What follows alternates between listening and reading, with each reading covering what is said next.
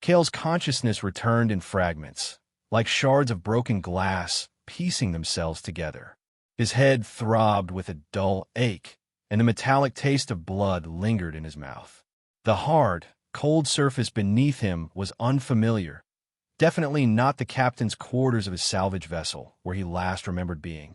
Opening his eyes, he found himself in a dimly lit holding cell. The walls were made of some strange, iridescent material that seemed to pulse with an inner light. Not Earth technology, that much was certain. Through the translucent barrier that served as a door, he could make out other cells, other prisoners, most decidedly not human. "Welcome to Xylos, off-worlder," came a rasping voice from a neighboring cell.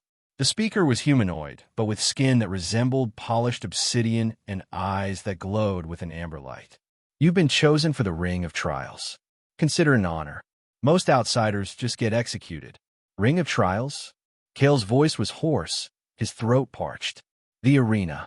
Entertainment for the Xylosian nobility. Combat to the death, or until someone can't fight anymore. Then they usually die anyway." Kale closed his eyes again. Great. From respected interstellar engineer to alien gladiator in what felt like the blink of an eye. He tried to recall how he'd ended up here. There had been a distress signal, an abandoned vessel at the edge of charted space, and then nothing. A trap, most likely. A harsh buzzing sound filled the cell block, and the barriers dissolved. Armed guards, tall, imposing figures in gleaming armor, entered and began herding prisoners out. "Time to meet your fate, human," his neighbor said, almost sympathetically. The arena was a massive circular pit, surrounded by towering stands filled with thousands of spectators. The Xylosians were a striking species, tall and elegant, with skin tones ranging from deep blue to pale violet, many adorned with intricate bioluminescent markings. They watched from luxury boxes, sipping from crystal vessels, their expressions a mixture of anticipation and disdain. Below, in the arena itself, the assembled combatants presented a grotesque menagerie. There were massive, brutish creatures with extra limbs and natural armor, slender, quick beings that seemed to flicker in and out of visibility, and others like Kale, clearly from different worlds, looking as confused and terrified as he felt. The announcements came in a language Kale couldn't understand, but the meaning was clear enough from the roar of the crowd and the way the guards pushed the prisoners toward the center of the arena.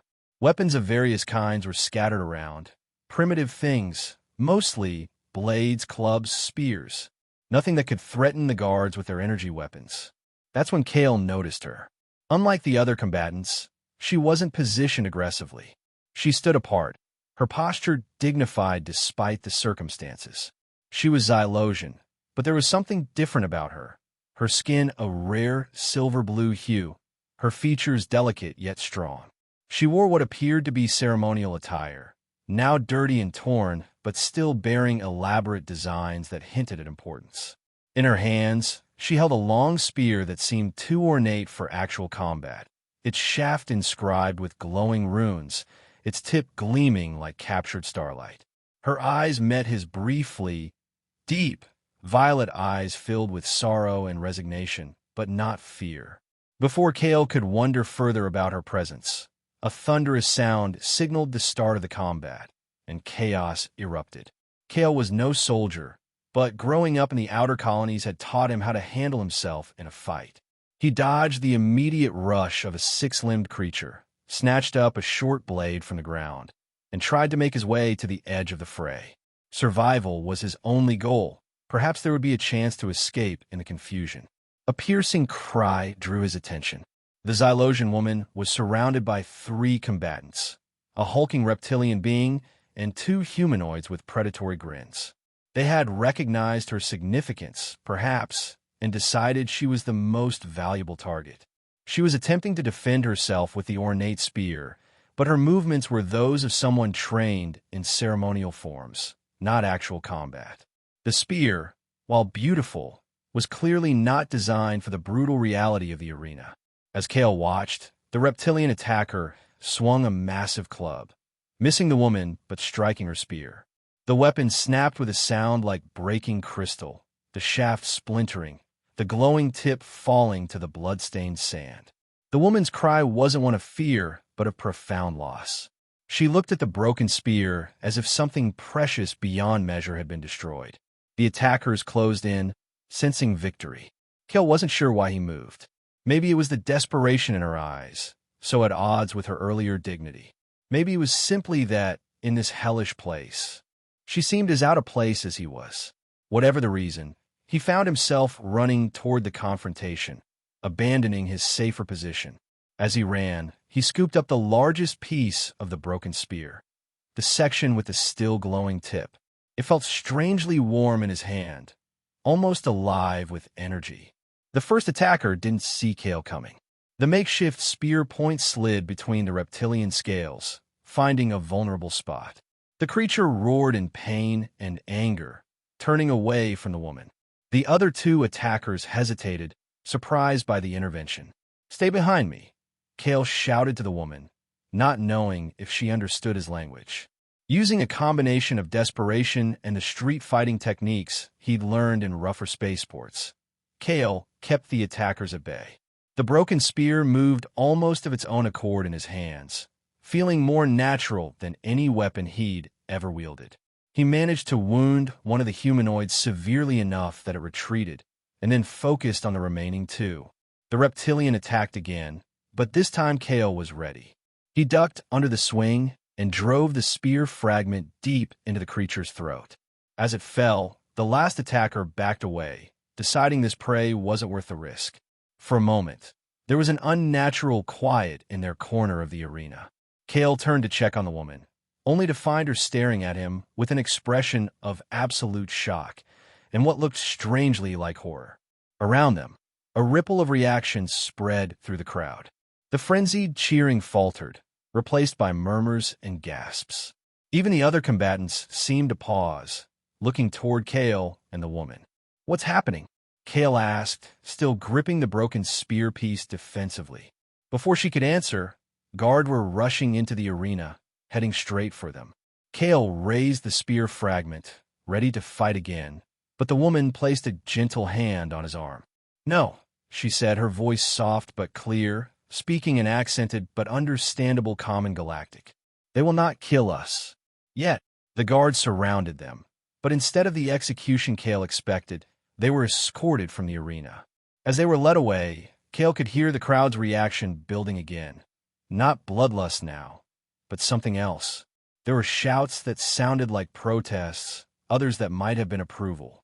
And everywhere, he heard the same phrase repeated, though he couldn't understand the words, Sarai Vector. The guards led them through a series of corridors, deeper into the massive structure that housed the arena. Unlike the holding cells, these passages were elaborately decorated, with the same strange, luminescent material forming patterns on the walls and ceiling. Finally, they were brought to a chamber that looked more like living quarters than a prison cell, though the door that sealed behind them made it clear they were still captives. "Will you tell me what's going on?" Kale asked once they were alone. "Why aren't we dead? And why were they all saying that same phrase?" The woman had been silent during their journey, her expression unreadable. Now she turned to face him, her violet eyes studying him intensely. "You truly do not know what you have done," she said. "It wasn't a question. I stopped them from killing you," Kale replied. "Where I come from, that's called helping." "Where you come from?" she repeated softly. "Yes, you are very far from home. Aren't you human?" She gestured to a seating area. "Please, this will require explanation." As they sat, Kale noticed how she positioned herself, formal, back straight, hands folded in her lap. Everything about her spoke of training and position. "I am Lyra Noxvelian, daughter of the High Arbiter of the Northern Dominion," she began. "The spear you took up was the Starfall spear. It has been carried by the women of my lineage for 20 generations. It is not merely a weapon, but a symbol of justice and authority." "I'm sorry it broke," Kale said, "but they were going to kill you." A sad smile crossed her face. The breaking of a spear is not the issue. In fact, in the ancient texts, it is sometimes part of the prophecy. She paused, seeming to choose her words carefully. "What matters is that you, an outsider, a human, picked it up and used it to defend me. And that's bad. It is unprecedented, and it has triggered an ancient law, one so old that many believed it to be mere legend. She looked directly into his eyes. By taking up the broken starfall spear to protect its rightful bearer in a moment of dire need, you have invoked the right of the chosen protector. Kale waited for further explanation, but Lyra seemed to expect him to understand the significance. And that means? It means that you, Kale of Earth, have become my chosen protector, bound by the oldest laws of Xylos to defend me with your life. And I, in turn, am bound to you. Her voice took on a formal tone, as if reciting from memory. Two fates entwined by the breaking and raising of the sacred spear, until death or the fulfillment of destiny. Kale stared at her, waiting for some indication that this was a joke or a misunderstanding. When none came, he stood up abruptly. That's insane. I don't even know you. I'm not from your world. I don't follow your laws. The ancient laws care nothing for your origin or your consent, Lyra replied, her tone hardening slightly. They are woven into the very fabric of our society, older than our written history. Some say they are embedded in the starfall spear itself, a relic from the days when our ancestors first mastered the stars. So what? I'm your bodyguard now. Your slave. Kale's voice rose with frustration. I was trying to help you, not sign up for some alien blood pact. Lyra's expression softened slightly. Neither bodyguard nor slave. The chosen protector is more. In the old stories, they stood as equals to those they protected, often becoming advisors, confidants, or she stopped herself.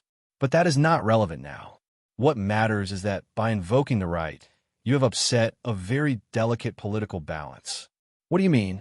I was not in that arena by accident or misfortune, as you were, Lyra explained. I was placed there to die, to remove me as an obstacle without the messiness of a formal execution. My father's enemies have been consolidating power since his death 3 cycles ago. I am the last of his direct line, the last legitimate challenger to their authority. Kale sat down again, trying to process this information. So your enemies threw you into a death match, but now that I've become this chosen protector, what's changed?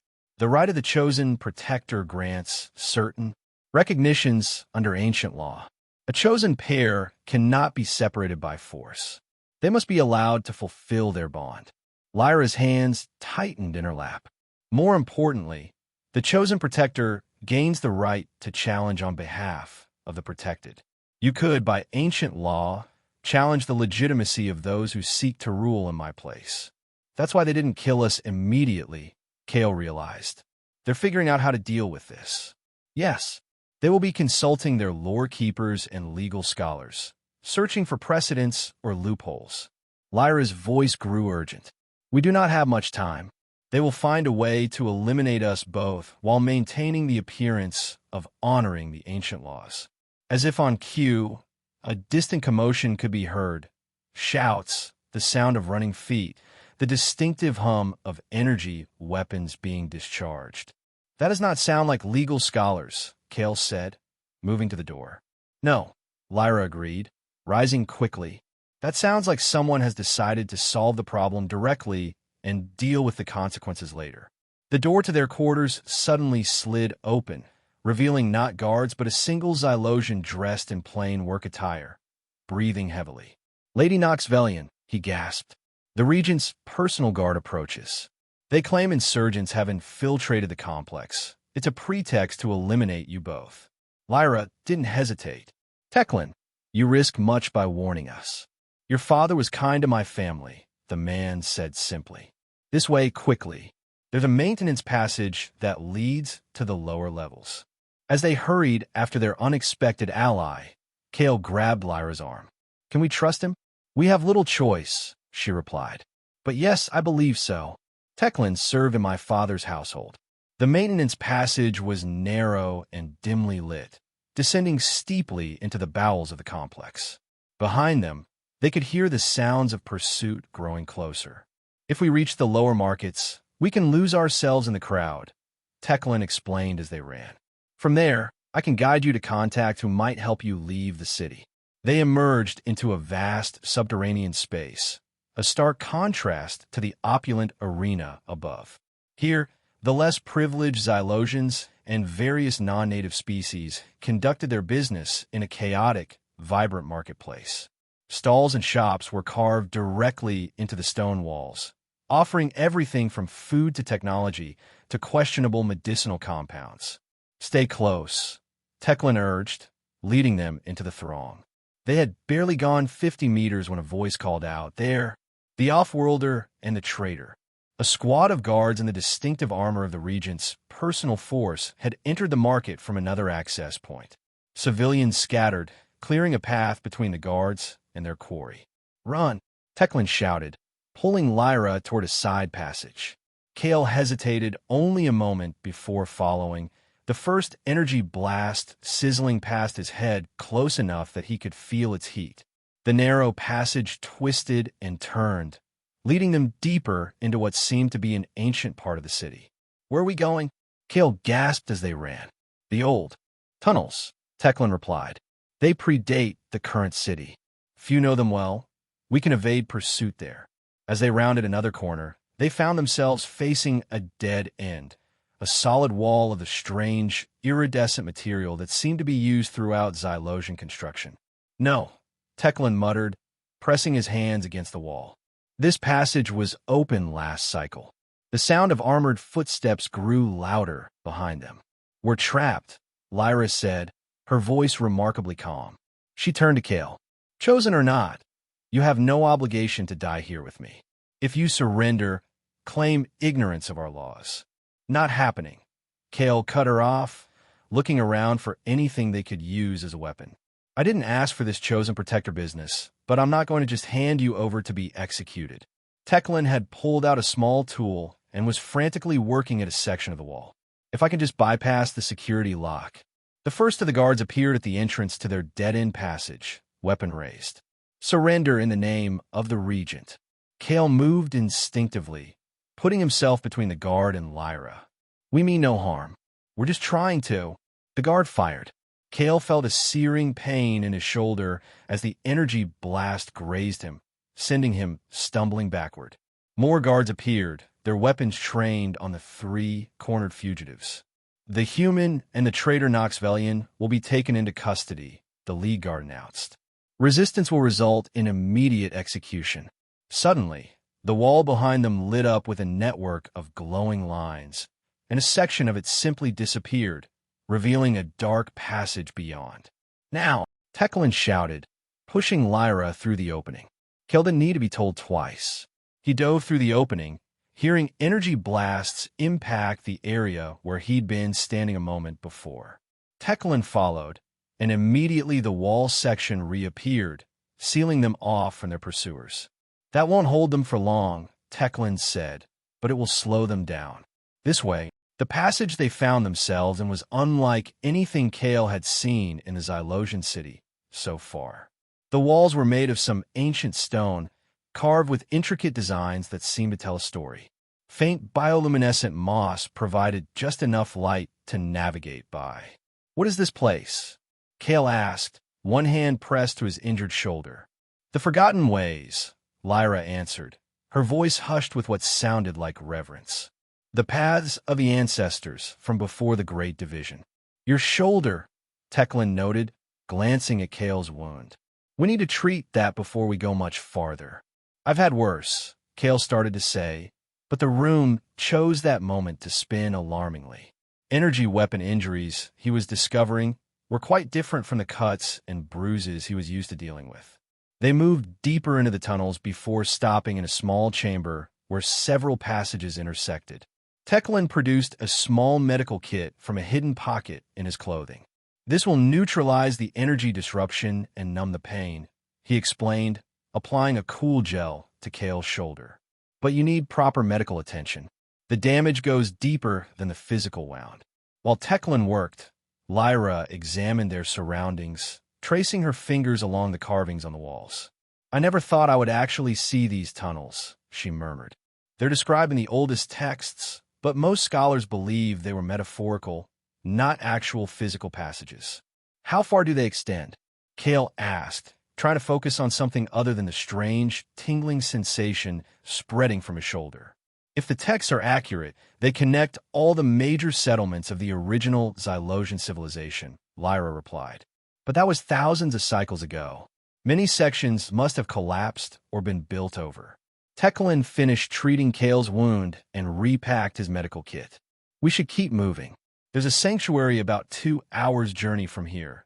Followers of the old ways who have removed themselves from current politics. They might offer us shelter, at least temporarily. As they made their way through the ancient tunnels, Kale found himself walking beside Lyra, while Teclin scouted a short distance ahead. So, Kale said quietly, "Want to tell me more about this Chosen Protector business? I feel like I'm playing a game where everyone knows the rules except me." Lyra glanced at him, her expression softening slightly. "It is not a burden I would have chosen for you, Offworlder. Or for myself, if truth be told." "Kale," he corrected, "if we're bound by destiny or whatever, you might as well use my name." A small smile touched her lips. "Kale, then." She was quiet for a moment before continuing. "The right of the Chosen Protector comes from our most ancient history, when our people first achieved interstellar travel. The legends say we encountered great dangers among the stars, and the first Starfall Spear was created as both weapon and symbol, containing technologies we no longer fully understand. And the whole broken spear thing? In times of greatest peril, when the bearer of the spear faces certain defeat, the spear may break rather than fail entirely. If another takes up the broken spear to continue the fight, they become bound to the bearer through forces that transcend mere physical laws." Lyra's voice took on a rhythm, as if reciting from memory. "In the breaking is revelation. In the taking up is choice. In the protection is binding." "I didn't exactly have a choice," Kale pointed out. "No one forced you to defend me," Lyra countered. "You could have remained safely at the edge of the combat, as most sensible prisoners were doing." Kale couldn't argue with that. He had chosen to intervene, though he still couldn't fully explain why, even to himself. "What does this binding actually mean, in practical terms?" he asked instead. Lyra considered this for a moment. "The texts speak of a spiritual and physical connection. The Chosen Protector gains certain sensitivities to the well-being of the protected. Some accounts mention enhanced physical capabilities in moments of crisis. And there is said to be a connection that allows the pair to sense each other's presence, even at a distance." "That sounds more like mysticism than law," Kale said skeptically. "Our oldest laws and our deepest mysticism are often one and the same," Lyra replied. "But the legal implications are clear enough. The right grants you status and standing in our society that no off-worlder has ever held. It gives you the right to speak for me in certain contexts, to challenge decisions that affect my fate, and to demand trial by combat against my accusers." "Trial by combat? Your civilization seems advanced enough to have moved beyond that." "For most matters, yes. But the ancient laws still hold power, especially in matters of succession and authority. They are rarely invoked, but when they are..." Lyra trailed off. "The current regent and his allies have spent years carefully manipulating our legal systems to consolidate their power. The right of the Chosen Protector introduces a variable they did not account for, which is why they're so eager to kill us," Kale concluded. "Precisely." Their conversation was interrupted by Teclin returning from his scouting. "We're being followed," he reported grimly. "Not the Regent's guards. They wouldn't know these tunnels. Someone else. Who else would be pursuing us?" Kale asked. "The tunnels have their own inhabitants," Teclin explained. "Outcasts, criminals, those who reject surface society. Most are harmless, but some prey on those who stumble into their territory." "How many?" Lyra asked. "I count at least 6 distinct movement patterns," Teclin replied. "They're being cautious, staying just at the edge of detection. They'll likely follow us until we're vulnerable, or until we enter a section of tunnel they consider their territory." "We can't afford a confrontation," Lyra said. "Not with the Regent's forces still searching for us above." "There's a junction ahead," Teclin pointed forward. "If we take the right passage, we can increase our pace through a relatively straight section." We might be able to outrun them. They moved faster now, the pain in Kale's shoulder a constant reminder of the danger they faced. The tunnels grew narrower in places, forcing them to proceed in single file. The bioluminescent moss grew thicker here, casting eerie blue-green shadows. They had just entered a larger chamber with multiple exits when the attack came. Dark figures dropped from concealed openings in the ceiling, while others emerged from side passages. They were Xylosian in basic form, but adapted to tunnel life, paler skin, larger eyes, and moving with a disturbing, scuttling gait. Trespassers, one of them hissed, brandishing a crude but effective-looking blade. Surface dwellers have no place here. We seek only passage, Teclin said, raising his hands in a placating gesture. We mean no disrespect to your territory. Passage has a price, another tunnel dweller snarled, moving closer. Then its eyes fixed on Lyra, widening with recognition.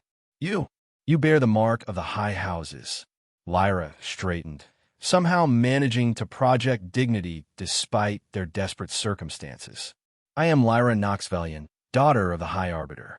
We request safe passage according to the ancient accords between the surface and the below. The tunnel dwellers exchanged glances, clearly unprepared for this development. Their leader, distinguished by elaborate scarification on his pale face, stepped forward. The high houses have forgotten the ancient accords, he said bitterly. Why should we honor them? Because I have not forgotten, Lyra replied steadily. And when I reclaim my rightful place, I will remember those who honored the old ways in dark times. It was a gamble, Kale realized. Lyra had no guarantee she would ever reclaim any position of authority, yet she spoke with absolute conviction. The leader studied her for a long moment, then shifted his gaze to Kale. And this offworlder? He bears no mark of the houses, yet he stands as if he has the right to be at your side. Before Lyra could answer, one of the other tunnel dwellers gasped, pointing at Kale's injured shoulder. The wound had begun to glow faintly with the same luminescence as the broken spear tip had displayed. The mark of the Chosen, the tunnel dweller exclaimed. He bears the mark of the Chosen Protector. A murmur ran through the group. Their leader's expression changed from hostility to something more complex, a mixture of awe and calculation. Is this true? He demanded of Lyra. Has the right been invoked after all these generations? Lyra nodded slowly. It was not by design, but by the workings of fate. He took up the broken Starfall spear to defend me in the Ring of Trials. The leader turned to his followers and spoke rapidly in a dialect Kale couldn't follow. There seemed to be disagreement, but eventually a consensus was reached. The prophecies speak of a time when the spear would break and be taken up by one knot of our world, the leader said, turning back to them. Many dismiss these as mere stories, but we who dwell in the ancient places know better. He made a formal gesture toward Kale and Lyra. We will guide you safely through our territory and provide you with supplies for your journey. The old ways commanded. Teclin visibly relaxed, though he kept a wary eye on their new escorts. Kale, meanwhile, was trying to process yet another revelation. Prophecies, he whispered to Lyra as they began moving again, now surrounded by a guard of tunnel dwellers. You didn't mention prophecies. I did not wish to burden you with every aspect of our mythology at once, Lyra replied quietly. And in truth, I believe those particular texts to be allegorical rather than predictive. What exactly do these prophecies say about us? Lyra hesitated. They speak of a time of great upheaval, when the old order would fall and a new one would rise. They say that when the spear breaks and is taken up by one from beyond the stars, it heralds the beginning of this transformation. She glanced at him. But such prophecies are always subject to interpretation. They are written in poetic language, full of symbols and metaphors. Still, Kale pressed, what specifically does it say this offworlder is supposed to do? Besides being your bodyguard, I mean. The texts say that the Chosen Protector will break the chains that bind the light and restore the path to the stars. Lyra shook her head slightly. As I said, metaphorical language. Scholars have debated the meaning for generations, But since the rite had never been activated in recorded history, most considered it academic. Until now, Kale said grimly. Until now, Lyra agreed. Their tunnel-dwelling guides led them through a complex network of passages that Kale suspected were deliberately confusing, designed to prevent outsiders from mapping a route. Eventually, they emerged into a larger space that appeared to be a settlement of sorts. Dwellings had been carved into the walls of a vast cavern, connected by bridges and ladders. Bioluminescent plants grew in carefully tended patches, providing both light and, presumably, food. The leader of their escort brought them to what seemed to be a communal area. Rest here. Food and water will be provided. When you have recovered your strength, I will take you to the elder. She has studied the old texts all her life. If anyone can guide you in the matter of the rite, it is she. Left alone momentarily, Teclin turned to Lyra. This is unexpected fortune. The tunnel dwellers are usually hostile to surface people. It's not fortune, Lyra replied. It's the influence of the rite. She looked at Kale's shoulder, which was still glowing faintly. Your wound marks you as clearly as any insignia of rank. Kale examined his shoulder with a grimace. That's unsettling. Will it stop glowing at some point? Once the energy disruption is fully healed, yes, Teclin assured him. But the mark itself, a faint pattern that resembles the runes on the Starfall spear, that may be permanent.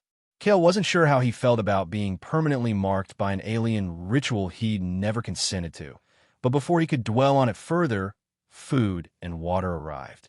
The meal was simple but surprisingly tasty. Some kind of mushroom stew and bread made from what Teclin explained was a grain that grew only in these underground environments. After they'd eaten, their guide returned. The elder will see you now. They were led deeper into the settlement, to a dwelling larger than the others. Inside, seated on a simple chair that nevertheless conveyed sense of authority, was an ancient Xylosian female. Her skin had faded to an almost translucent white, and her eyes were clouded, suggesting blindness. Yet she turned her head precisely toward them as they entered. Come closer, daughter of the High Arbiter, and bring your chosen with you, she said, her voice surprisingly strong despite her apparent age. As they approached, the elder reached out. Lyra took her hand without hesitation. The elder's other hand extended toward Kale, who, after a moment's uncertainty, also took it. Yes, the elder murmured. The binding is true. Incomplete yet, but true. She released their hands and settled back in her chair. You have questions. Ask them. What does it mean that the binding is incomplete? Lyra asked. The rite has 3 stages, the elder explained. The breaking, the taking up, and the fulfillment. You have experienced the first 2. The fulfillment occurs when the chosen protector faces the greatest test, when they must choose between self-preservation and the ultimate protection of the bearer. You mean I have to die to complete this ritual? Kale asked, alarmed. The elder's blind eyes turned to him. Death is one possible outcome, yes. But the texts speak of other possibilities: transformation, ascension, revelation. The choice, when it comes, will be yours alone. Choice. Right. Kale couldn't keep the skepticism from his voice. Just like I chose to become part of this rite in the first place. The elder smiled slightly. You did choose Offworlder. No one forced you to take up the broken spear. No one compelled you to defend one who was, to you, a stranger. That was your choice, born of your nature. Kale had no good answer to that. What does the rite mean for our current situation? Lyra asked, steering the conversation back to practical matters. How can it help us against the Regent's forces? The rite grants your chosen the right of challenge, as you know, the elder said. But there is more. When fully awakened, the bond between you allows for sharing of strength, of senses, even of knowledge. The texts speak of chosen pairs who could communicate without words, who could draw on each other's skills and memories. I haven't noticed any mind reading so far, Kale commented. The bond deepens with time and trust, the elder replied, and it can be encouraged through certain rituals and practices. She turned her clouded gaze to Lyra. Your family's archives would contain this knowledge, but I suspect you were never fully instructed in these matters. My father died before my training was complete, Lyra acknowledged. And after his death, access to the family archives was restricted. I have preserved some of the ancient knowledge here, the elder said. I will share what I can. But first, there is something else you should know. Her voice grew more serious. The regent fears the right, yes, but there is one who fears it more. The one who truly orchestrated your father's downfall and your own intended execution. The Shadow Hand, Lyra whispered. High Counselor Dravnex. The elder nodded. He has long sought what he believes is hidden within the Starfall Spear, the coordinates to the ancestral homeworld. The ancestral homeworld is a myth, Lyra protested. A symbolic representation of our species' origins, not an actual place. The elder's expression remained grave. That is what the current powers would have all believe. But the truth has been guarded by those who carry the Starfall Spear for generations. The coordinates are encoded in the very patterns of the spear itself, accessible only when the rite is completed. If that's true, Kale interjected, why would this Dravnex want to find it so badly? Because the ancestral homeworld contains technologies far beyond our current understanding, the elder replied. Technologies that could shift the balance of power, not just on Xylos, but throughout this sector of space. She turned her clouded eyes toward Kale. You're wound. How does it feel now? Kale realized with surprise that the pain had subsided completely. He rolled his shoulder experimentally. Better. Almost normal, actually. The bond accelerates healing, the elder explained. Another aspect of the rite. In the days to come, you will discover other manifestations. Lyra looked troubled. If what you say about the ancestral homeworld is true, then Dravnex will never stop hunting us. No, the elder agreed. He will not, which is why you must prepare yourselves. She gestured to one of her attendants, who brought forward a small chest. From it, the elder removed what appeared to be two identical bracelets made of the same iridescent material as the Starfall Spear. These are focus bands, artifacts from the time before the Great Division, she explained. They were designed to help chosen pairs develop their bond more quickly. Wear them, and they will attune to your shared energies. Lyra accepted the bands with reverence. How did you come to possess such treasures? I was not always a tunnel dweller, the elder said with a hint of amusement. In my youth, I was a keeper of the archives in the High Temple. When I saw the corruption beginning to spread through our leadership, I took certain precautions. You stole artifacts, Teclin said, sounding impressed despite himself. I preserved knowledge that would otherwise have been destroyed or misused, the elder corrected mildly. And now, it seems that foresight will serve a greater purpose. She addressed Lyra and Kale again. The bands will help, but the true strength of the bond comes from trust and shared purpose. You must find this together, or the rite will remain incomplete. After providing them with supplies and directions to a safe house on the surface, the elder bid them farewell. The tunnel people will guide you to an exit point far from the arena district. From there, you must make your own way. As they prepared to leave, the elder called Kale back for a final, private word. Off-worlder, she said quietly, do not mistake the workings of destiny for the loss of choice. The rite chose you because of who you are, not to change who you are. The journey through the remaining tunnels passed uneventfully, their tunnel-dwelling guides efficient and silent. Before departing, the leader of their escort handed Kale a small, curved blade. This is forged from metal found only in the deepest tunnels, he explained. It will serve when other weapons fail. Kale accepted the gift with genuine gratitude, recognizing both its practical value and its symbolic importance. The exit point was a small hatch concealed within what appeared to be an abandoned storage facility in a rundown industrial sector of the city. As they emerged into twilight, Teclin oriented himself quickly. The safe house is approximately 3 kilometers from here, he said. We should be able to reach it without encountering major patrols if we stick to the side streets.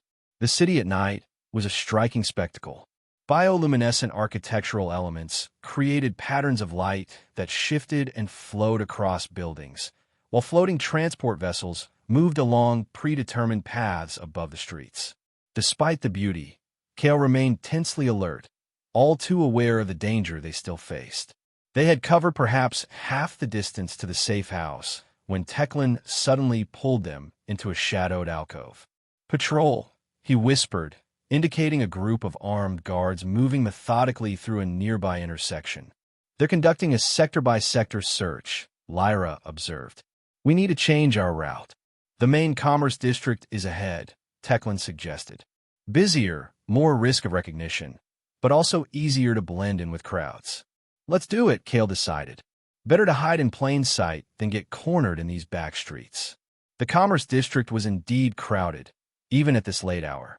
Xylosians of various social classes mingled with off-worlders from a dozen different species, all engaged in the timeless activities of trading, socializing, and seeking entertainment. Large public screens displayed what appeared to be news broadcasts, though Kale couldn't understand the language. "Keep your head down," Teclan advised as they moved through the throng. "Your human features are distinctive." They were passing a particularly busy intersection when one of the news broadcasts suddenly changed. The screen displayed an image that made Lyra freeze mid-step. It showed the arena, focusing on the moment when Kale had picked up the broken spear. Beneath the image, text scrolled rapidly. "They're publicly acknowledging the right," Lyra said, her voice a mixture of disbelief and hope. "They're announcing that a chosen protector has emerged. Is that good for us?" Kale asked, trying to keep his face averted from the screen. "It complicates things for the Regent," Lyra replied. "By acknowledging the right publicly, they make it more difficult to simply eliminate us quietly. The ancient laws have significant popular support, especially among the older houses and the general population. But they'll still try to kill us," Kale noted dryly. "Oh, absolutely," Lyra agreed. "They'll just have to be more creative about it."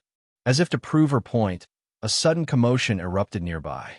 A squad of the Regent's guards had entered the district and were methodically checking identities. Unlike the standard patrols, these wore targeting visors that suggested enhanced recognition capabilities. "We need to move," Teclan urged, quickly but calmly. They altered their course, angling toward a less populated side street. They had nearly reached it when a shout went up behind them. "There! The human and the traitor! Run!" Kale grabbed Lyra's hand as they broke into a sprint. The side street led to a maze of smaller thoroughfares, but the guards were in close pursuit. An energy blast struck a wall near Kale's head, showering them with fragments of the strange material. "This way," Teclan called, ducking into what appeared to be a service entrance for one of the larger commercial buildings. Inside, they found themselves in a busy kitchen area, startled workers jumping out of their way as they ran through. They emerged into what seemed to be an upscale dining establishment, the elegant Xylosian patrons looking up in shock as the three fugitives burst in, followed moments later by armed guards. Chaos ensued. Diners scattered, some screaming, others demanding explanations. Kale overturned tables to create obstacles, while Teclan led them toward what he hoped was another exit. Before they could reach it, a new group of figures entered, not wearing the Regent's colors, but moving with the unmistakable precision of trained fighters. Their leader, a tall Xylosian female with distinctive white markings on her blue skin, shouted something that Kale couldn't understand. "What's happening?" he asked Lyra as they found themselves caught between two opposing forces. "House Telari," Lyra responded, hope flickering in her voice. "They were allies of my father. They're demanding the Regent's guards stand down, citing the protection of the right." For a tense moment, it seemed a firefight would erupt in the crowded restaurant. Then, reluctantly, the leader of the Regent's squad gave an order, and his troops backed toward the main entrance. "This isn't over," he called out in Common Galactic, clearly ensuring Kale would understand. "The human's invocation of the right will be reviewed by the High Council. Until then, harboring these fugitives is treason." After the Regent's forces departed, the Telari fighters quickly surrounded Lyra and Kale. Their leader approached and made a formal gesture of respect toward Lyra. "Lady Noxvelian, I am Commander Senna of House Telari. We've been searching for you since news of the rites spread through the city." She glanced at Kale with open curiosity. "And this is the off-worlder chosen?" The rumors are true, then. They are, Lyra confirmed. Commander, this is Kale of Earth. And this is Teclan, who has risked much to help us. Commander Senna acknowledged them both with a nod. We must move quickly. The Regent's forces will regroup, and next time, they may simply ignore the traditional protections of the Rite. They were escorted to a private transport vessel waiting on a landing pad atop the building. As they boarded, Kale noticed that the focus bands the Elder had given them were beginning to glow faintly, pulsing in synchronization. The bands are activating, Lyra noted, following his gaze. The Elder said they would attune to our energies. The transport lifted off, swiftly gaining altitude before merging with the flow of aerial traffic. Through the viewing ports, Kale could see the full extent of the Xylosian capital, a sprawling metropolis of organic-looking structures that seemed to grow from the landscape rather than being built upon it. In the distance, massive spires reached toward the stars, while the arena they had escaped formed a distinct circular pattern near the city's center. "Where are you taking us?" Lyra asked Commander Senna. "To the Telari estate in the northern reaches," Senna replied. "It's as secure a location as we can offer, and Lord Telari wishes to speak with you directly." She lowered her voice. "The invocation of the Rite has created opportunities. Several of the great houses that were fence-sitting have begun to question the Regent's legitimacy more openly. And Dravnek's." Lyra's tone was careful. "The High Counselor has been conspicuously silent," Senna said, her expression revealing nothing. "He has not personally commented on the emergence of a chosen protector." The journey to the northern reaches took several hours, during which Kale found himself drifting into an exhausted sleep despite his best efforts to remain alert. When he woke, they were approaching a massive estate built into the side of a snow-covered mountain range. Unlike the organic architecture of the city, this structure had a more imposing, fortress-like quality, with clear defensive capabilities integrated into its design. "House Telari has maintained the old ways more than most," Lyra explained, noting Kale's interest. "They believe in being prepared for conflict rather than pretending it no longer exists in our enlightened society." The transport docked at a private landing bay within the mountain itself. They were escorted through security checkpoints and into the heart of the estate, eventually arriving at what appeared to be a command center. Displays showed various views of the surrounding territory and the wider region, while Telari personnel monitored communications and security systems. An older Xylosian male greeted them, distinguished by elaborate bioluminescent patterns that seemed to indicate high rank or status. "Lady, Nox Velian," he said, bowing formally. "Your survival brings me great joy. Your father was a true friend to House Telari." "Lord Telari," Lyra returned the bow. "I am grateful for your intervention and protection."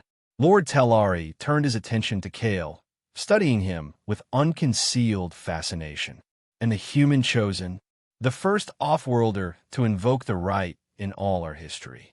The prophecies speak of such a possibility, but few believed it would come to pass in our lifetime."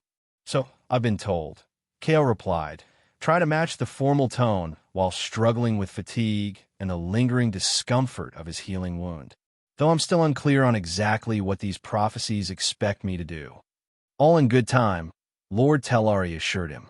"For now, you both need rest and recovery. We will speak further in the morning." He signaled to attendants. "Please show our guests to their quarters. Ensure they have everything they require." As they were led away, Kale felt a moment of unease at being separated from Lyra after their intense shared experiences. Almost as if sensing his concern, she turned to him before they parted ways. "The focus bands will help us maintain connection even when apart," she said quietly. "Try to clear your mind before sleeping. The bond often strengthens during rest." Kale's assigned quarters were luxurious beyond anything he had experienced. A spacious suite with views of the mountain range, furnished with a blend of practical comfort and alien aesthetics. After cleaning up and treating his wound, which was now little more than a faintly glowing mark, he collapsed onto the sleeping platform. Despite his exhaustion, sleep proved elusive. The events of the past days whirled through his mind. His capture, the arena, The broken spear, the flight through the tunnels, the elder's warnings about the incomplete rite. And beneath it all, the growing awareness of something new, a presence at the edge of his consciousness that hadn't been there before. The focus band on his wrist pulsed gently, its rhythm somehow calming. Following Lyra's advice, Cale tried to clear his mind, focusing on his breathing as he'd been taught during standard space stress management training. Gradually, the chaotic thoughts receded, and in their place came a sensation he couldn't quite define, a connection, tenuous but real, to something beyond himself. He had the distinct impression of another consciousness, separate yet increasingly familiar. Lyra. The realization didn't come as a shock, but rather as a confirmation of something he had already intuited. The bond the elder had spoken of was becoming tangible. Cale couldn't read Lyra's thoughts or experience her emotions directly, but he could sense her presence, her general state of being. She was awake like him, her mind active but controlled, perhaps engaged in some form of meditation. With this awareness came a strange sense of comfort, and finally, Cale drifted into sleep. He dreamed of stars, not as distant points of light, but as close, tangible things he could almost reach out and touch. In the dream, the broken spear was whole again, its tip pointing the way to a particular configuration of stars that seemed to pulse with significance. And, standing beside him, her hand on the spear as well, was Lyra. Cale woke with a start as morning light filtered through the viewing panels of his quarters. The dream remained vivid in his mind, unlike most dreams that faded upon waking. The focus band was still pulsing, but with increased intensity. A chime indicated someone at his door. Upon opening it, he found Commander Senna waiting. "Lord Tellari requests your presence in the strategic chamber," she informed him. "Lady Noxvelian is already there." As they walked through the fortress-like corridors, Cale asked, "What exactly is House Tellari's position in all this? Why risk opposing the regent to help us?" Senna considered her answer carefully. House Tellari has always been aligned with the values the High Arbiter, Lyra's father, represented, adherence to the ancient laws balanced with thoughtful progress. When he was removed and the regent seized power, Lord Tellari was forced to outwardly comply while secretly maintaining connections with those loyal to the old order. And now, the emergence of a chosen protector changes the equation, Senna explained. It provides a rallying point for those who oppose the regent's increasingly authoritarian rule. Particularly since that chosen is an off-worlder, it suggests the ancient powers themselves have intervened in our politics. They arrived at the strategic chamber to find Lyra in deep conversation with Lord Tellari and several other Xylosians Cale hadn't met before. She looked up as he entered, and Cale felt a curious resonance through the focus band as their eyes met. "Cale," she greeted him, "we've received troubling news." Lord Tellari gestured to a large display dominating the center of the room. It showed what appeared to be a military mobilization, troops and heavy equipment being loaded onto transport vessels. "The region has declared a state of emergency," he explained grimly, claiming that off-world agents, meaning you, Cale, have infiltrated our society and are attempting to destabilize the government by exploiting our ancient traditions. "That's ridiculous," Cale protested. "I was captured and thrown into your arena against my will." "The truth matters little in such proclamations," one of the other Xylosians commented. "It is merely a pretext to expand martial authority and suppress dissent." "There's more," Lyra added. "High Counselor Dravnex has publicly called for the right to be formally invalidated on the grounds that an off-worlder cannot truly understand or fulfill the sacred bond." "Can they do that?" Cale asked. "There is no precedent," Lord Tellari admitted. "The right has never been challenged in this manner. Traditionally, it would be a matter for the temple adjudicators to decide, but they have been largely replaced by the regent's appointees in recent years." "Then we need to act quickly," Lyra declared, "before they can formalize their rejection of the right." She turned to Cale. "We must complete the bond and fulfill the prophecy." "Which means what exactly?" Cale asked, an edge of frustration in his voice. Everyone keeps talking about prophecies and fulfillment, but no one seems to have a concrete plan. Lord Tellari exchanged glances with his advisors before responding. The completion of the rite requires two elements. First, the bond between chosen and protected must be fully realized, allowing for the shared strength and awareness that the ancient text described. Second, the chosen must face the ultimate test, a moment of true choice between self-preservation and duty.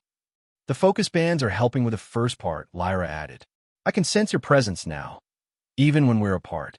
But to truly complete the bond. She hesitated. There is a ritual, one of the older advisors interjected, preserved in the oldest texts. It would accelerate the process significantly. What kind of ritual? Kale asked warily. A merging of consciousness, the advisor explained. Temporary but profound. It would allow each of you to experience the other's memories, knowledge, and essential nature directly. That sounds invasive, Kale said. It is, Lyra acknowledged. And I would not ask it of you if there were any other option. But without the completed bond, we cannot access what's hidden within the Starfall Spear, the coordinates to the ancestral homeworld, which we need because Lord Tellari said gravely, if the legends are true, the technologies preserved there could shift the balance of power decisively. If Dravnex were to gain access to those technologies, he would become unstoppable, not just on Xylos, but potentially throughout this sector of space. Kale looked at the military mobilization displayed on the screen, then at the focus band on his wrist, still pulsing in rhythm with Lyra's. He thought of a dream, the stars that seemed within reach, and the sense of connection that had begun to form despite all his resistance. All right, he said finally. What do we need to do? The ritual chamber was deep within the mountain. A natural cave expanded and refined into a perfect circular space. Bioluminescent designs covered the walls and ceiling, forming patterns that seemed to shift and flow when viewed from different angles. These patterns are derived from the same ancient knowledge encoded in the Starfall Spear, explained the elderly advisor who would guide the ritual. They help facilitate the neural synchronization necessary for the merging of consciousness. In the center of the chamber stood two chairs facing each other, crafted from the same iridescent material as the focus bands. Between them was a pedestal holding the broken pieces of the Starfall Spear, recovered by Tellari agents from the arena after the chaos of Kale and Lyra's escape. The spear serves as a focal point and conduit, the advisor continued. Even broken, it maintains its essential properties. Kale and Lyra took their positions in the chairs. The focus bands were now glowing brightly, their pulsations accelerating. During the merging, the advisor instructed, you will experience each other's memories and knowledge directly. The process can be disorienting, even distressing.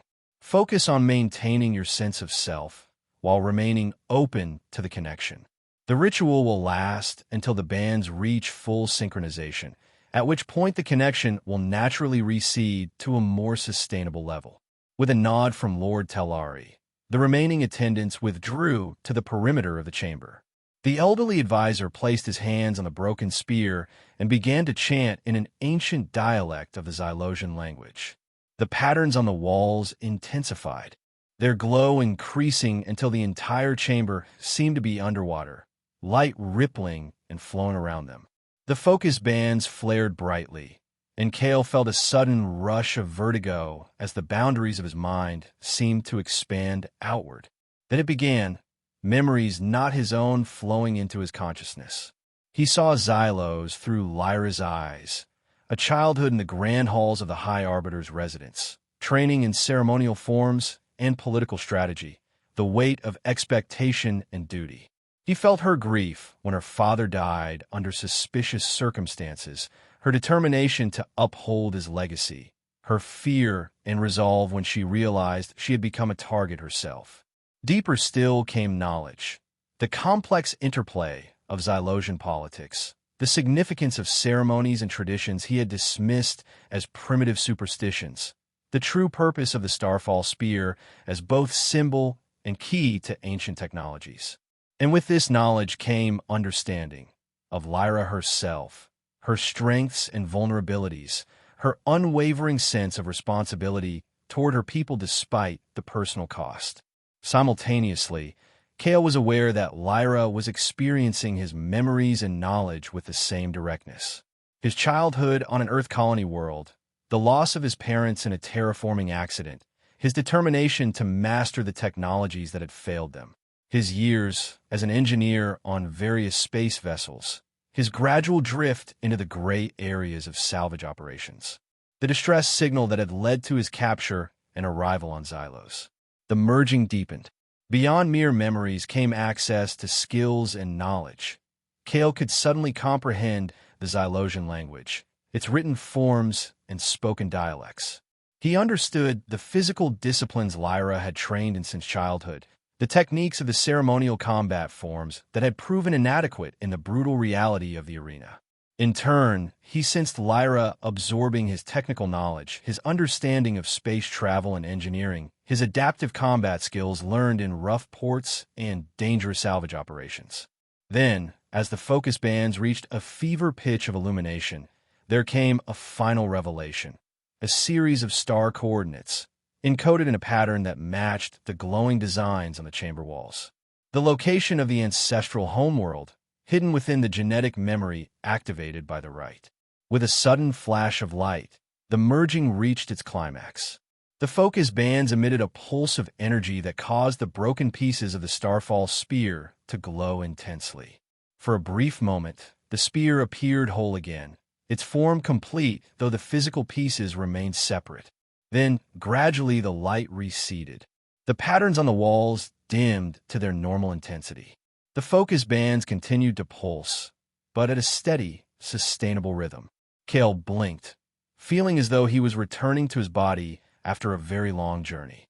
Across from him, Lyra looked equally disoriented, her violet eyes wide with wonder and a new understanding. "The bond is complete," the elderly advisor announced, his voice filled with awe. "The rite has been fulfilled in a way not seen for countless generations." Lord Tellari stepped forward. "You have the coordinates?" Kale nodded, still processing the experience. "Yes, it's hard to explain. They're not just coordinates in the conventional sense. There's a temporal component and something else, a resonance frequency, but I know how to interpret them." He looked at Lyra. "We both do now." Lyra rose from her chair, moving with a new confidence that incorporated elements of Kale's more adaptive fighting style. "We need to move quickly. Dravnex will sense that something has changed. The bond between a chosen pair generates distinctive energy patterns that those with the right equipment can detect." "She's right," the elderly advisor confirmed. "The completion of the bond will register on the temple's monitoring systems, regardless of who controls them now. Then we must prepare for immediate departure," Lord Tellari decided. "I will provide a vessel and crew loyal to House Tellari. If the ancestral homeworld truly exists, we cannot allow Dravnex to reach it first." As they left the ritual chamber, Kale found himself moving with a grace he didn't possess before, incorporating elements of Lyra's lifetime of formal training. More significantly, he could still sense her presence in his mind, not as an intrusion, but as a complement to his own consciousness. They were still separate individuals, but with a bridge between them that allowed for instantaneous understanding and coordination. "This is incredible," he said quietly as they followed Lord Tellari through the fortress corridors. "I can feel your thoughts, or at least your intentions, before you even express them."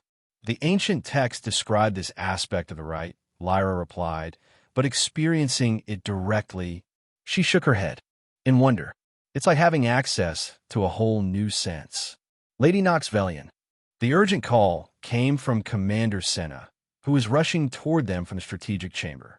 "We've detected multiple approaching vessels, Regent's forces heavily armed. They've surrounded the entire northern reach." Lord Tellari's expression hardened. "How long until they're within strike range?" "Minutes at most," Senna reported. "They're deploying ground forces as well. It appears to be a full-scale assault. They must have been tracking us all along," Lyra realized, "waiting until we led them to House Tellari." "So much for the protections of the ancient laws," Kale muttered. We need to evacuate immediately, Lord Telari ordered. Commander Senna, initiate Defense Protocol Omega. Buy us time to reach the secondary launch facility. As alarms began to sound throughout the fortress, they hurried toward a concealed lift system. Through their bond, Kale could sense Lyra's strategic mind working rapidly, evaluating options and potential outcomes. "The vessel you mentioned," she said to Lord Telari as they descended. "Is it jump-capable?" "It is," he confirmed. "One of our most advanced scout ships, with enhanced stealth capabilities and defensive systems." "Good," Lyra nodded. "Once we break atmosphere, we'll need to execute a series of random jumps to throw off pursuit before setting course for the coordinates."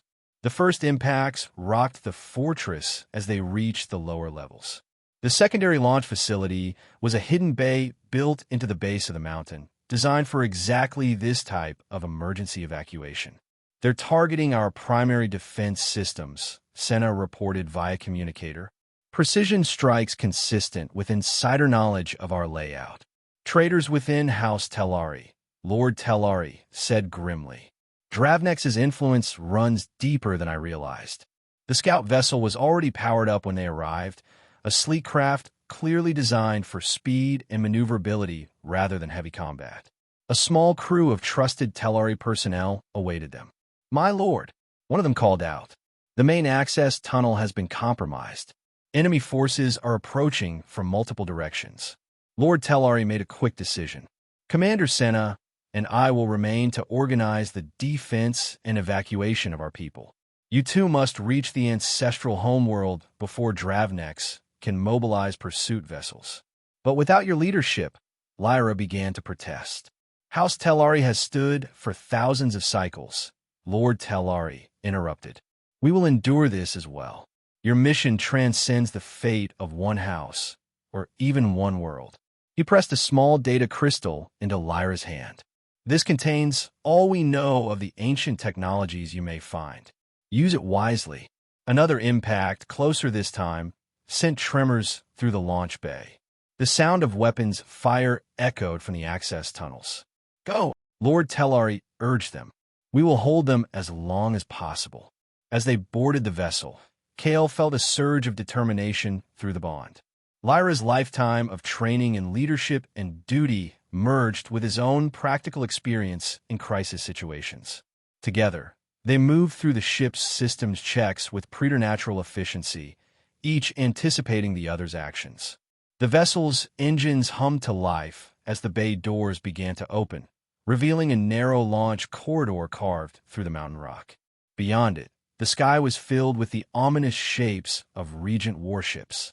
"Multiple hostiles detected," reported the Telari pilot. "They're establishing a blockade pattern. We need to punch through before their formation is complete," Kale said, accessing the tactical systems with a familiarity that came from Lyra's knowledge. "There, that gap in their eastern flank. If we accelerate at maximum thrust, we can be past their effective weapons range before they can adjust." The pilot looked to Lyra for confirmation. Through their bond, Kale felt her quick analysis and agreement. "Do it," she ordered. "Full emergency thrust." The scout ship shot forward like a projectile, accelerating at a rate that pushed them hard into their restraints. The launch corridor blurred past, and then they were airborne, climbing steeply toward the gap in the enemy formation. Energy weapons fire lanced around them as the Regent's ships attempted to adjust their positions. The pilot executed a series of evasive maneuvers, the vessel's advanced systems allowing it to dance between the deadly beams. One shot grazed their lateral stabilizers, causing the ship to shudder violently. Warning indicators flashed, but the damage control systems quickly compensated. "Approaching exit vector," the pilot announced tensely. Jump engines spooling up. On the tactical display, Kale watched as several smaller pursuit craft detached from the larger vessels, giving chase with single-minded determination. These weren't standard Regent forces, he realized. Their formations and tactics suggested elite units, possibly under Dravnex's direct command. "They're gaining," he warned. "Jump engines at 90%, the pilot reported. "We need another 30 seconds. "We may not have 30 seconds," Lyra said grimly, watching as the pursuit craft closed the distance. Through their bond, a strategy formed. Not fully Kale's or fully Lyra's, but a true synthesis of their combined knowledge and instincts. Invert our field polarity and execute a reverse thrust at my mark, Kale instructed the pilot. Then immediately resume acceleration on a new vector. The pilot looked uncertain, but complied with the unusual request. As the pursuit craft came within weapons range, their sensors targeting the scout ship's engines. Now, the scout ship suddenly reversed its electromagnetic field and thrust, causing it to rapidly decelerate while maintaining its orientation. The pursuit craft, unprepared for this tactic, shot past them, momentarily disoriented. Resume acceleration. New heading 037 Mark IV. The scout ship surged forward again, now on a completely different vector. The confusion bought them the precious seconds they needed. Jump engines at full capacity, the pilot announced.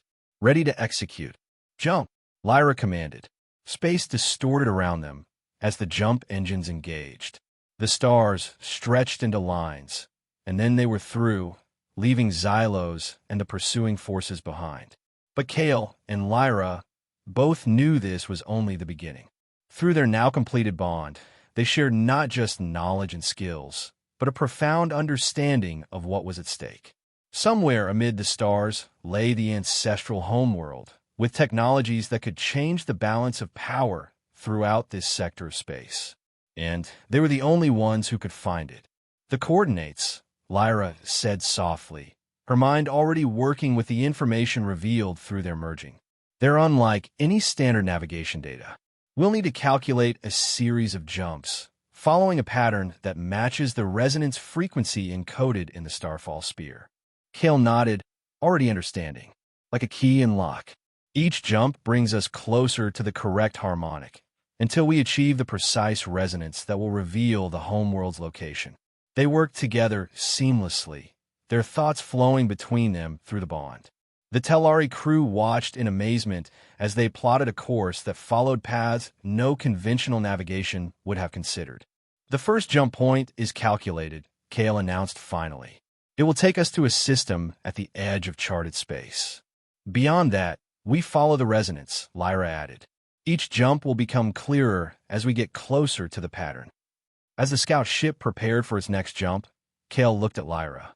Through their bond, he felt her determination, her hope, and also her fear, not for herself, but for what might happen if they failed. He knew she could sense his own emotions just as clearly. His lingering disbelief at how quickly his life had changed, his growing acceptance of the bond, and his commitment to seeing this through to the end. We're going to succeed, he told her, not needing to speak aloud for her to understand his meaning. Lyra's violet eyes met his, a small smile touching her lips. Together, she agreed, the word carrying layers of meaning through their bond. The journey to the ancestral homeworld required 3 more carefully calculated jumps, each bringing them into increasingly uncharted regions of space. After the final jump, they emerged into a system dominated by a golden star, its light bathing the viewports with a warm glow that seemed almost welcoming.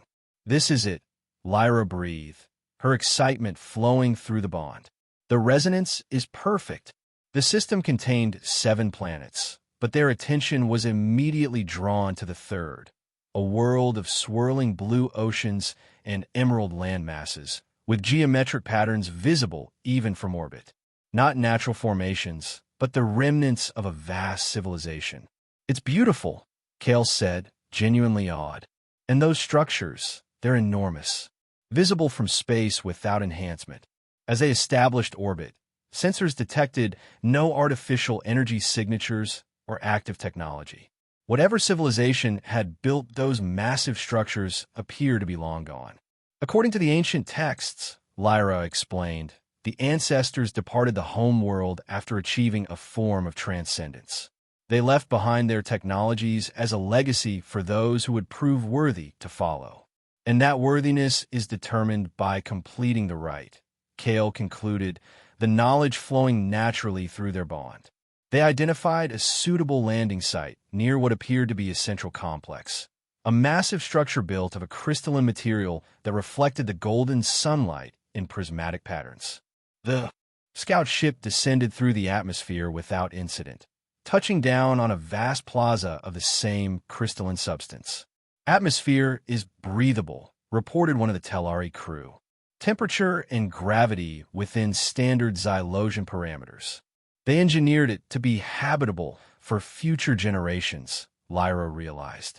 For us, as they prepared to disembark, Kale felt a curious sensation through the bond, a pulling, as if something on the planet was responding to their presence. The focus bands on their wrists pulsed with renewed intensity. "Do you feel that?" he asked Lyra. She nodded. "The homeworld recognizes the completed rite. It's awakening." With a small security team from the Telari crew, they exited the vessel onto the Crystal Plaza. The air was fresh and sweet, with undertones of unfamiliar but pleasant scents. In the distance, beyond the central complex, forests of silver-leaf trees swayed in a gentle breeze, while flocks of small, jewel-toned flying creatures danced in complex patterns overhead. "It's like a paradise," one of the Telari crew whispered in awe. But Kale's attention, and Lyra's, was fixed on the central complex. Through their bond, they both sensed that their destination lay within. The focus bands guided them, pulsing more rapidly as they approached a massive entrance framed by towering pillars inscribed with the same runes that had adorned the Starfall spear. "The inscriptions tell the history of our people," Lyra translated, her fingers tracing the ancient writings. "How they achieved interstellar travel, established colonies across multiple systems, and eventually discovered the path to transcendence, and left behind the means for others to follow," Kale added, the knowledge flowing from their shared consciousness. The entrance had no visible door or barrier, yet as they approached, a shimmering field of energy became apparent.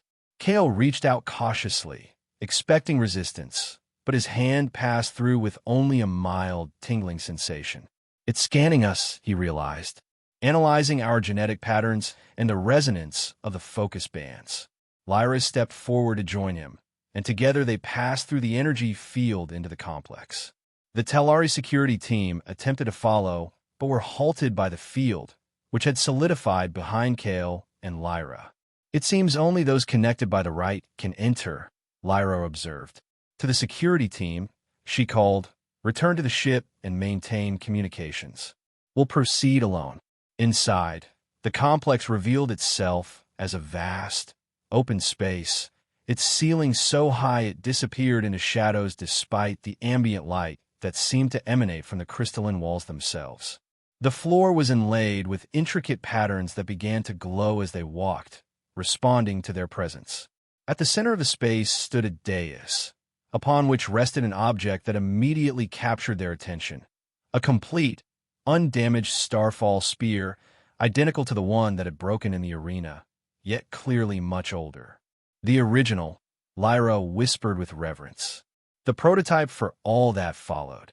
As they approached the dais, a holographic display activated around them, filling the space with three-dimensional images of stars, planets, and what appeared to be transportation networks connecting them. An ancient Elosian voice spoke, its language so archaic that even with Lyra's knowledge, Kale found it difficult to fully comprehend. "It's explaining the legacy," Lyra translated, her mind working to bridge the linguistic gap. "The technologies left behind, and their intended purpose." The display shifted, now showing advanced vessels unlike any Kale had seen before, capable of manipulating space-time in ways that made conventional jump drives seem primitive by comparison. There were defensive systems that could shield entire planets, medical technologies that could restructure DNA and extend lifespans exponentially, and power sources that drew energy directly from subspace. "This is beyond anything I imagined," Kale admitted, his engineer's mind struggling to grasp the implications of what they were being shown. "The voice says these technologies were meant to elevate those who proved worthy through the rite," Lyra continued translating, "to provide the means for peaceful exploration and defense against threats beyond our current understanding." The holographic display suddenly flickered, the ancient voice faltering. Around them, the crystalline walls trembled slightly. "Something's wrong," Kale said, instantly alert. Through their bond, he sensed Lyra's alarm mirroring his own. The voice resumed, now more urgent. Lyra's expression grew grave as she listened. "The complex's sensors have detected approaching vessels," she translated. "Multiple signatures, heavily armed. They're not Telari. Dravneks," Kale concluded grimly. "He must have followed our trail through the jump points. The defense systems are attempting to activate," Lyra continued. "But after so many millennia of dormancy, they require time to fully power up." The holographic display shifted again, now showing a detailed schematic of the complex itself. A specific section pulsed with brighter light, drawing their attention. "The core chamber," Lyra interpreted, "where the primary control systems are housed. We need to go there to initialize the full defense grid." Their focus bands pulsed in synchronization with the holographic pulse, guiding them. Without hesitation, they moved deeper into the complex, following passages that lit up as they approached and darkened behind them. The entire structure seemed alive in a way, responding to their presence and the completed rite they embodied. The core chamber was a perfect sphere, suspended in the center of a vast open space by invisible forces. A narrow bridge of crystalline material connected to it from the chamber entrance, with no railings or supports, a literal leap of faith required to reach it. "The final test," Lyra said softly. Together, they stepped onto the bridge, which seemed to solidify and strengthen beneath their feet as they walked. The sphere opened as they approached, revealing an interior bathed in soft blue light. Inside, a single pedestal stood at the center, with a depression shaped perfectly to hold the Starfall spear. But they had left the original spear behind in the main chamber, and the broken pieces from Lyra's spear remained on Xylos. "How are we supposed to?" Kale began, but stopped as Lyra held up her hand. The focus bands on their wrists were now glowing intensely, the light extending outward to form a holographic representation of the Starfall spear between them. Of course, Lyra realized, the physical spear was never the key. It was the bond formed through the rite. The spear is just a symbol of that connection. Together, they placed their hands on the holographic spear and guided it into the depression on the pedestal. It fit perfectly, and as it settled into place, the entire chamber hummed with building energy. Around them, holographic controls materialized. Navigation interfaces, defense systems, communication networks, all responding to their thoughts through the bond rather than requiring physical interaction.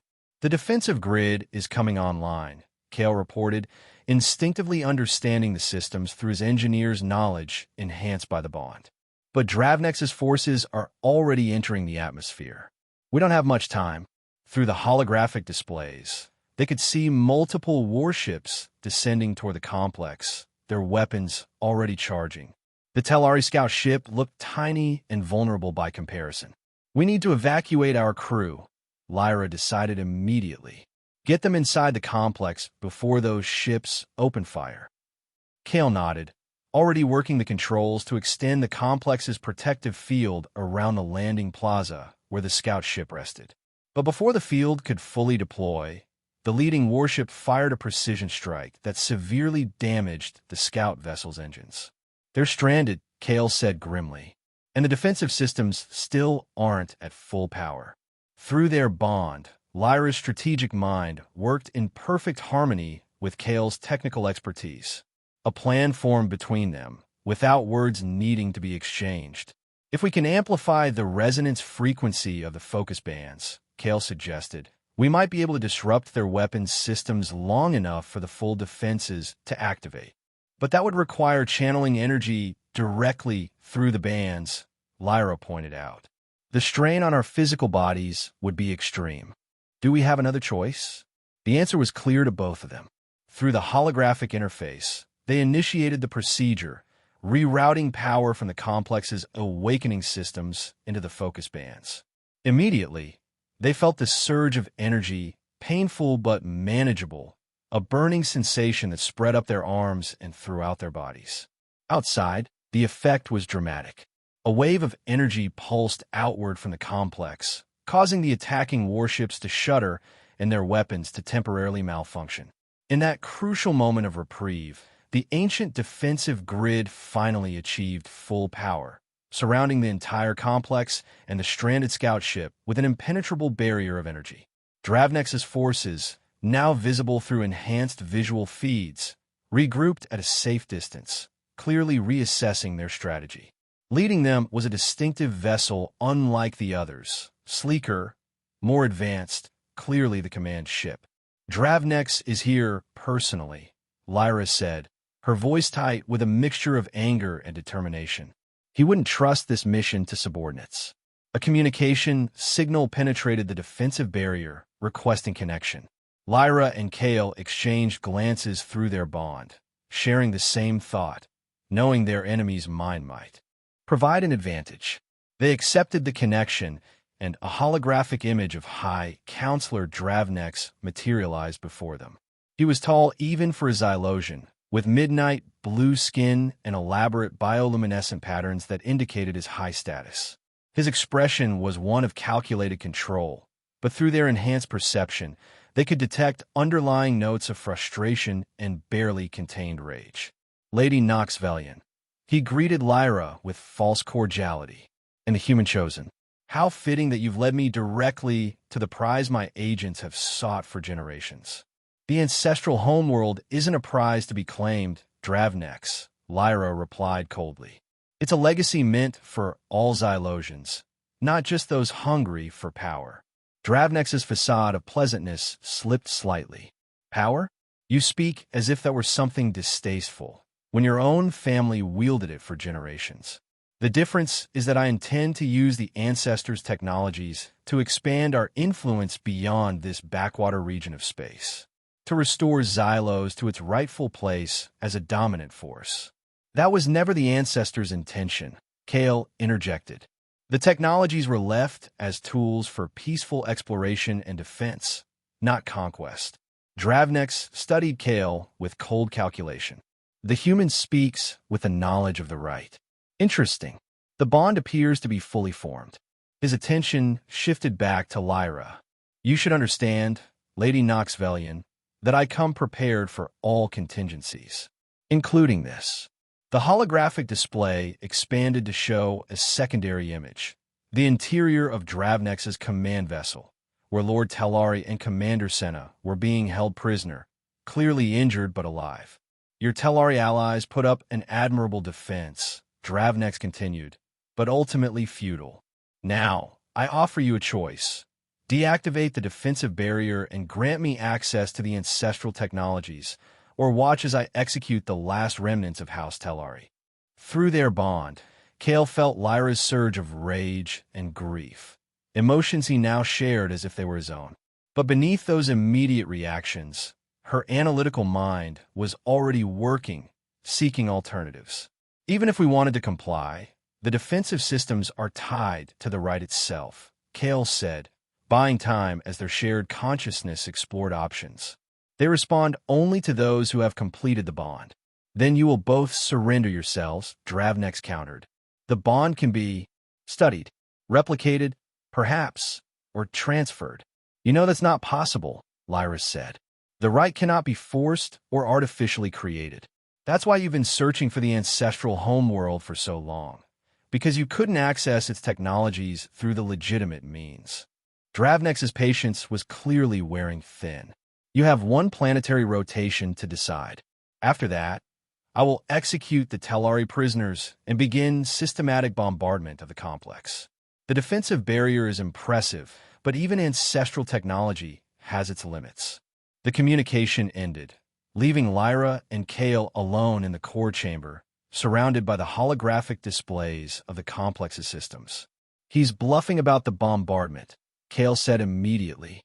"He wants the technologies intact, but not about executing the prisoners," Lyra countered grimly. "That he would do without hesitation."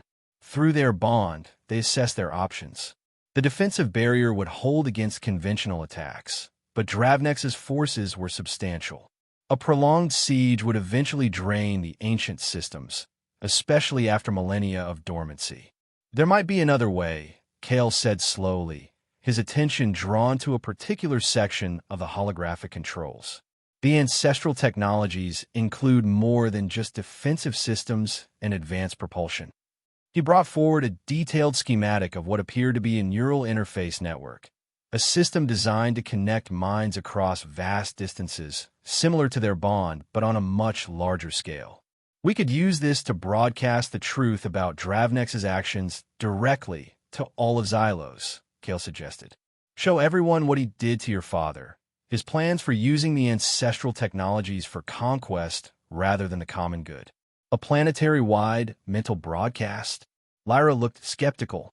Even if the technology is capable of that, forcing our way into the minds of an entire population seems unethical. Not forcing, Kale clarified. The system is designed to offer information, not impose it. People can accept or reject the connection. But those who accept would see the truth through our shared memories. Your father's assassination, Dravnex's manipulation, everything we've experienced. It could work, Lyra agreed after considering the idea. But it wouldn't solve our immediate problem, Lord Tellari and the other prisoners. They continued exploring the holographic controls, delving deeper into the ancestral systems. What they discovered astonished them both. Teleportation technology far beyond anything currently in use in known space. We could extract the prisoners directly from Dravnex's ship, Kale realized. But we need to lower a section of a defensive barrier momentarily to establish the teleportation lock, which would give Dravnex an opening to attack, Lyra pointed out. Not if we time it perfectly and misdirect him, Kale countered. We could simulate a power fluctuation in the defensive grid on the opposite side of the complex, drawing his attention there while we briefly lower the barrier on this side to teleport the prisoners. The plan took shape between them, details flowing seamlessly through their bond. By the time Dravnex contacted them again, demanding their decision ahead of his stated deadline, they were ready. We need more time to consider your offer, Lyra told him, projecting hesitation and conflict she did not actually feel. The ancestral systems are complex, and disengaging from them isn't a simple process. You have 1 hour, Dravnex snapped. No more negotiations. As soon as the communication ended, they put their plan into motion. First, they initiated a diagnostic sequence in the defensive grid that created a visible fluctuation on the far side of the complex. As expected, several of Dravnex's warships immediately repositioned to investigate the potential weakness.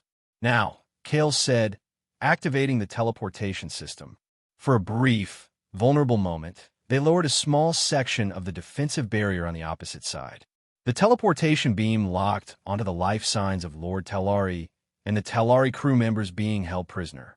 In a flash of golden light, the prisoners materialized within the complex's main chamber, confused but unharmed.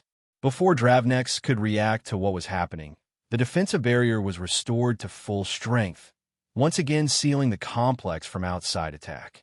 Teleportation technology, Lyra explained to the astonished Lord Tellari and Commander Senna as they were brought to the core chamber. One of many ancestral technologies preserved here. Dravnex will be furious, Lord Tellari warned, wincing as a Tellari medic tended to his injuries. He'll escalate his attacks immediately. We're counting on it, Kale replied. It's part of the plan. As predicted, Dravnex's forces began a coordinated assault on the defensive barrier, using their most powerful weapons in an attempt to break through. The barrier held, but the strain on the ancient systems was evident in the fluctuating holographic displays. The neural interface network is ready, Lyra announced, finalizing the preparations for their planetary broadcast. But we'll need to channel significant power from the defensive systems to achieve the necessary range, which means temporarily weakening the barrier, Kale concluded.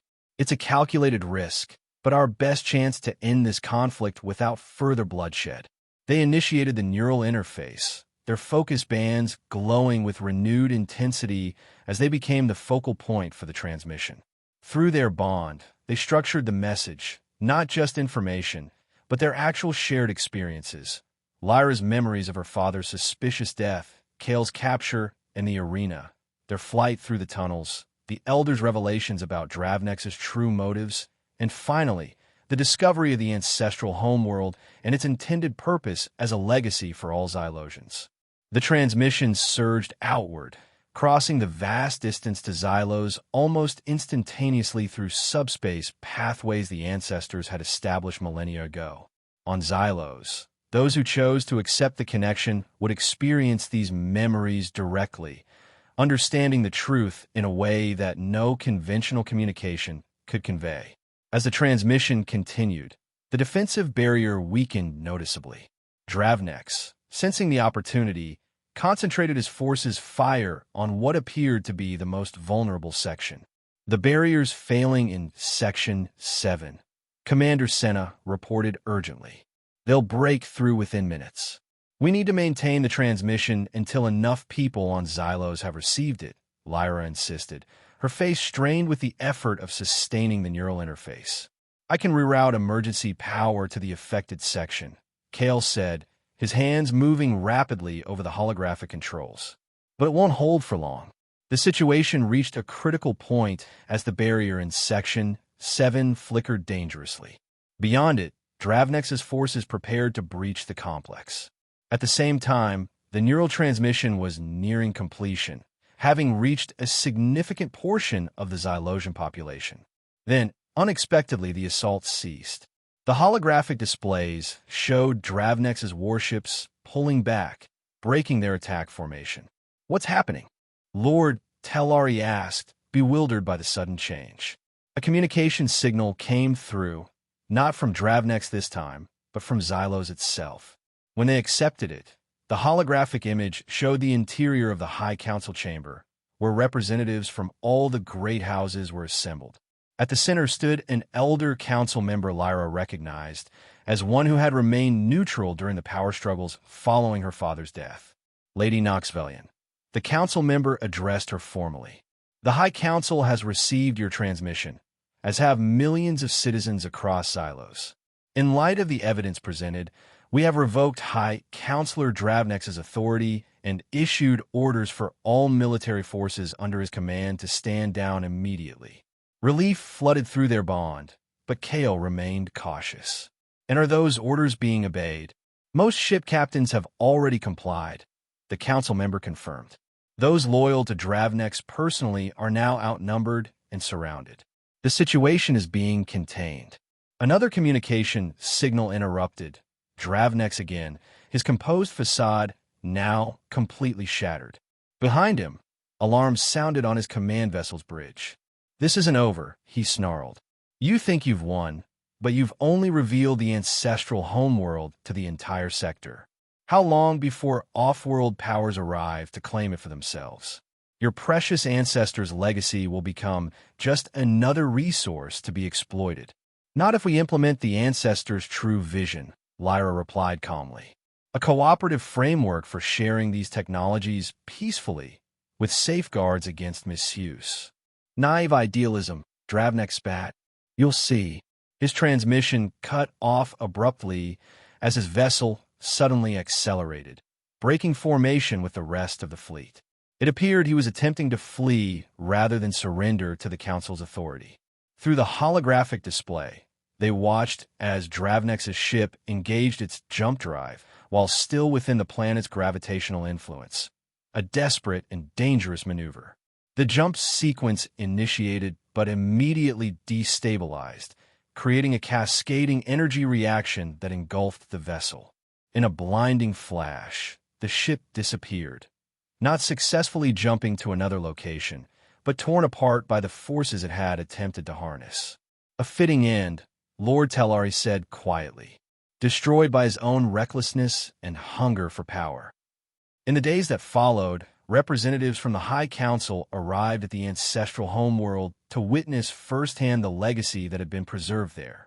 The Telari crew repaired their scout ship using ancestral technical databases that Kale and Lyra provided access to. Through their bond, Kale and Lyra began the process of truly understanding the full extent of the ancestral technologies. Not just the dramatic capabilities like teleportation and planetary defense systems, but subtle innovations in medicine, environmental management, and sustainable energy that could improve life throughout Xylosian territory without disrupting the balance of power in the sector. The Council has formally recognized the right and your position as chosen protector, Lord Tellari informed Kale as they stood together on the Crystal Plaza, watching Xylosian researchers carefully documenting the complex's exterior. It's unprecedented, an off-worlder with legal standing equal to the highest houses. I'm still getting used to the idea myself, Kale admitted. Through the bond, he could sense Lyra approaching before he actually saw her emerge from the complex. The connection between them had continued to deepen, allowing for a level of awareness and understanding that transcended normal communication. Lyra joined them, her expression thoughtful. The Council is proposing a new governing structure for managing the ancestral technologies, a coalition of representatives from all the great houses, with additional positions for technical experts and ethical advisors. And your role in this new structure? Lord Tellari inquired. They've asked me to serve as primary interpreter, given my connection to the systems through the right, Lyra replied. It would mean remaining here at least until we've fully cataloged and understood what the ancestors left behind. Lord Tellari nodded approvingly. A wise choice. And you, Kale? Will you return to your own people now that the crisis has passed? Kale hesitated, though the question didn't surprise him. Through their bond, he and Lyra had already discussed the possibilities for their future. The right had bound them in ways that neither had anticipated or initially wanted, yet the connection had become something neither wished to sever. My ship was destroyed when I was captured, he said finally. And even if I could return to my previous life, I'm not sure I would choose to. He glanced at Lyra, feeling her support through their bond. The ancestors created the right for a reason, to ensure their technologies would be used with wisdom and compassion. I think I'm meant to be part of that process. Besides, Lyra added with a small smile, there's still the matter of the fulfillment, the final stage of the rite that the elders spoke of. We may have completed the bond, but according to the texts, there remains a final test. The ultimate choice between self-preservation and duty, Kale recalled. Perhaps that choice doesn't have to be as dramatic or final as the legend suggests, Lyra proposed. Perhaps it's about choosing to remain committed to a shared purpose, even when easier paths present themselves. Through their bond, Kale felt the truth of her words. The rite had brought them together through chance and ancient mechanisms neither fully understood, but what they built from that foundation would be their own choice. As the golden sun began to set over the ancestral homeworld, casting the crystal structures in warm amber light, Kale and Lyra stood together on the plaza. The focus bands on their wrists pulsed in perfect synchronization, a visible symbol of the invisible bond that now connected them across the boundaries of worlds and species. So, Kale said, looking out at the breathtaking landscape of this world that was both ancient and new, what shall we build with this legacy we've been entrusted with? Lyra's mind touched his through their bond, sharing not words, but a vision, of knowledge shared freely but responsibly, of technologies used to heal rather than harm, of bridges between worlds rather than weapons. A future worthy of those who came before, she said simply, and those who will come after. Around them, the ancestral homeworld seemed to respond, the crystalline structures glowing slightly brighter, as if in approval. Whatever challenges lay ahead, they would face them together. The human engineer who had raised a broken spear in an act of compassion, and the Xylosian woman whose destiny had been irrevocably changed by that simple choice. In the breaking had come revelation. In the taking up had come choice. In the protection had come binding. And in that binding, something neither had expected to find, a shared purpose that transcended the boundaries of their different worlds.